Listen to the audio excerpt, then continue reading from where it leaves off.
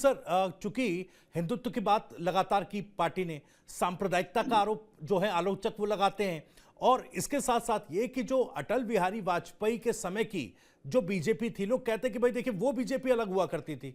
तो ये क्या, इसमें कितना डिफरेंस आप देख रहे हैं कि तब की बीजेपी और आज जब हम 2025 में खड़े हैं, तो आज की बीजेपी में कितना अंतर आप भाप पाते हैं? देखिए, वाजपेयी जी को हमने कवर किया है। वाजपेयी जी को हमने लगभग 2002 से 2005-6 जब तक वो एक्टिव रहे, तब तक बहुत समझने की भी कोशिश की। वाजपेयी जी के बारे में उसके पहले की बातें हमने बहुत सुना भी, जाना भी। उनका जो एक इमेज था, वो अजात शत्रु का इमेज था।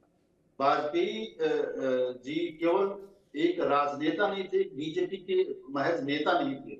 वो एक स्टेट्समैनशिप के दौर में जा चुके थे और उनकी बातों को लोग बहुत ही अलग ढंग से लेते थे। बीजेपी में रहते हुए भी उनको एक तरह से माना जाता था कि Vajpayee ji middle of the right of the middle man है। जी। दक्षिणपंथी हैं, लेकिन वो उतने हार्डकोर नहीं है, ऐसा उनका एक इमेज था। इसीलिए आपने देखा कि समाजवादी आंदोलन हो या समाजवादी पार्टी के जितने भी बड़े वरिष्ठ नेता हों या अन्य पार्टियों को, यहाँ तक कि कांग्रेस की भी तमाम जो बड़े नेता थे, उन सबको लगता था कि वाजपेयी जी को आगे रखकर बीजेपी अपने हार्ड काम भी करवा लेती है। लेकिन ये सत्य है कि वाजपेयी के इमेज को लेकर बीजेपी में एक बड़ा धड़ा था, खास करके जो संघ से आए हुए लोग बीजेपी में डायरेक्ट थे। वाजपेयी जी भी संघ के स्वयंसेवक रहे और लंबे समय तक उन्होंने काम किया, वो अलग जी। विषय है।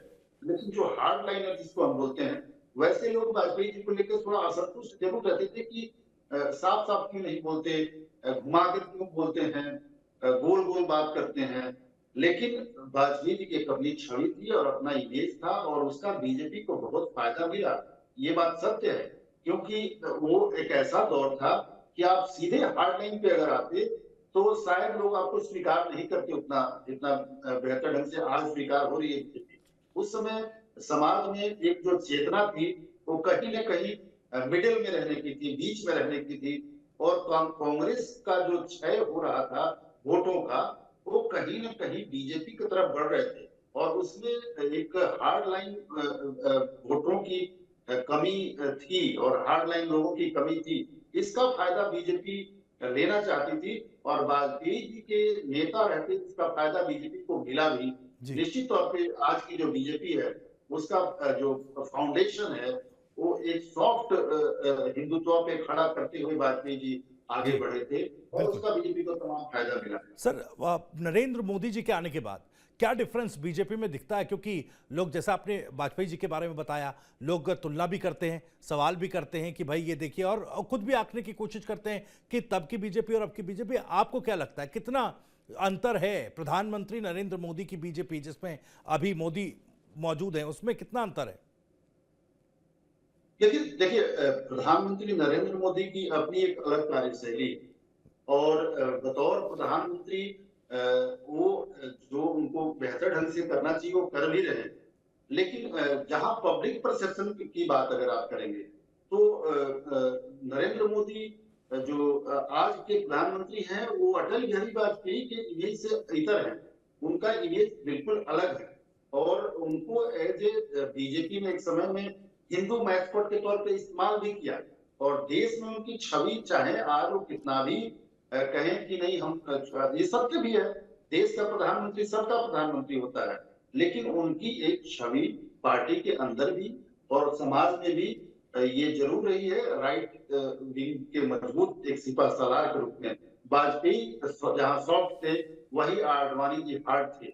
वो जहां मुरली मनोहर जोशी भी हार्ड लाइनर थे।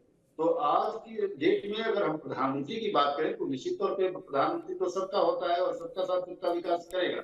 लेकिन व्यक्तिगत इमेज की अगर हम बात करें तो राइट ऑफ द सेंटर है वो, निश्चित तौर पे एक हिंदूवादी चेहरे के तौर पे 2002 से लेकर और 2024-25 आज हो गया बने हुए हैं और इसमें उनको अपनी छवि को बहुत बदलने की आवश्यकता भी महसूस कभी नहीं होती। अभी मैंने जी। उनको सुना कुछ दिन पहले जब संघ के कार्यक्रम में नागपुर हो गए, मैं वहां मौजूद था, मैं सुन रहा था, तो उस दिन ऐसा लग रहा था मुझे कि एक संघ का प्रचारक बोल रहा है। आज प्रधानमंत्री से थोड़ा अलग हटकर वो बोल रहे थे, तो आपको प्रधानमंत्री एक बहुत ही फाइन बैलेंस करते हुए चीजों को देखेंगे कि प्रधानमंत्री सबका होता है, सबके सबके विकास की बात करता है, सबके साथ की बात करता है, लेकिन कोर में उसके एक आज भी प्रचारक है और उसके कोर में आज भी एक हिंदूवादी जी नेता कहीं न कहीं है। तो इसको बहुत बेहतर ढंग से वो बैलेंस करने की कोशिश करते हैं और करते भी बिल्कुल रहे। सर।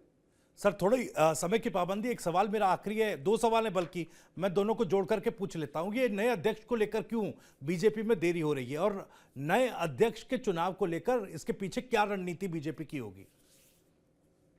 देखिए, नए अध्यक्ष को लेकर जैसा कि अभी 2 दिन पहले आपने सुना होगा कि लोकसभा में गृह मंत्री अमित शाह ने कहा कि हमारी 12 करोड़ की पार्टी है और मंडल स्तर से चुनाव होते हुए राष्ट्रीय अध्यक्ष का चुनाव करती है। बीजेपी निश्चित तौर पे ये चुनाव करती है, उसमें समय लगता है। हाँ, जी लेकिन जितना ज्यादा समय अभी लग रहा है, इतना नहीं लगता।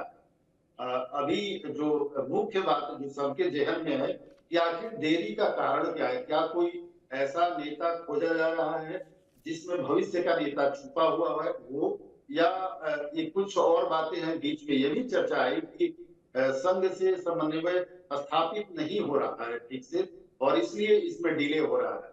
अभी भी हालांकि उसके बाद प्रधानमंत्री नागपुर गए, संघ के साथ उनकी नेता संघ के तमाम अधिकारियों के साथ उनकी मुलाकातें भी हुई हैं।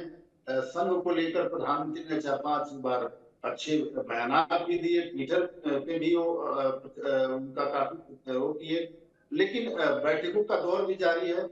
लेकिन अभी तक ऐसा लग रहा है कि कोई फाइनल नाम पर बीजेपी पहुंची नहीं है। जी हाँ, जरूर है कि एक ऐसा नेता ढूंढा जा रहा है जो पार्टी को इंडिपेंडेंटली, स्ट्रांगली अपने पैरों पे खड़ा रख सके, क्योंकि एक चीज देखने को बार बार मिली है, वो सिर्फ बीजेपी पे लागू नहीं होती है, वो देश की किसी भी पार्टी पे होती है कि जब पार्टी सत्ता में होती है तो संगठन पर ध्यान कम रहता है और संगठन कहीं न कहीं कमजोर होता हुआ दिखता है।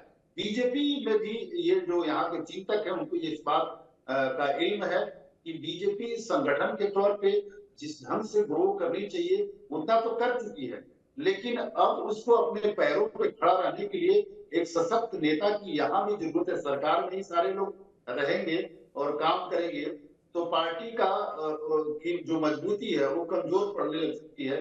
लिहाजा एक मजबूत अध्यक्ष की निश्चित तौर पे यहाँ गुंजाइश है और उसकी खोज हो रही है। जी मुझे लगता है कि संघ और बीजेपी दोनों मिलकर जल्द इस महीने के आखिर तक उम्मीद की जा रही है कि बीजेपी को नया अध्यक्ष मिल जाएगा भविष्य। चलिए, बहुत बहुत शुक्रिया आमोद जी इस चर्चा में जुड़ने के लिए और तमाम जानकारी के लिए, इस बातचीत के लिए। तो कहीं ना कहीं जिस तरीके से 45 सालों का यह सफर बीजेपी ने तय किया है और अब ये स्थापना दिवस जो है भव्य तरीके से मनाने की तैयारी है, बीजेपी फॉर विकसित भारत के साथ ट्रेंड कराने की जो तैयारी चल रही है। अब 5 सालों में, अगले 5 सालों में किस तरह के बेंचमार्क जहां आज बीजेपी खड़ी है उससे आगे किस तरीके से सेट करेगी, आने वाला वक्त बताएगा। खैर, इस चर्चा में इतना ही, लेकिन देश दुनिया की तमाम खबरों को सबसे पहले जानने के लिए सब्सक्राइब जरूर करें टीवी 9 डिजिटल के तमाम प्लेटफॉर्म्स। नमस्कार।